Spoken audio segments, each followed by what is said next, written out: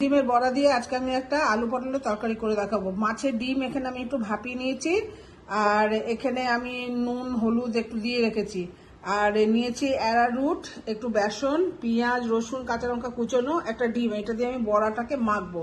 এখানে নিয়েছি আলু পটল, এখানে নিয়েছি পেঁয়াজ আদা রসুন টমেটো কাঁচা লঙ্কা পেস্ট, নুন হলুদ জিরে গুঁড়ো ধনে গুঁড়ো, আর নিয়েছি এখানে লঙ্কা গুঁড়ো, একটু ফোড়নের জন্য জিরে, আর সর্ষের তেলে অবশ্যই রান্নাটা করবো।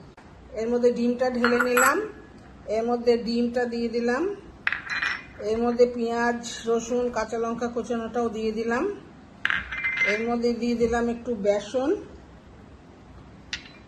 আর একটু দিয়ে দিলাম অ্যারারুট। এবার আমি এটাকে মাখিয়ে নেব। ডিমটা আমি মাখিয়ে নিয়েছি বড়া ভাজার জন্য। ডিমের বড়াগুলো আমি আগে ভেজে নেব।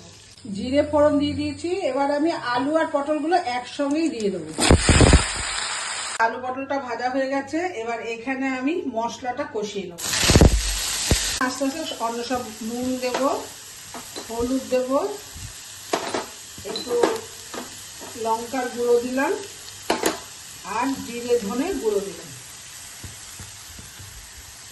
আলু পটলটাও কষানো হয়ে গেছে, এবারে আমি দিয়ে দেবো একটু গরম জল। বড়াগুলো আমি দিয়ে দিয়েছি, অলমোস্ট তরকারিটা আমার হয়ে এসেছে।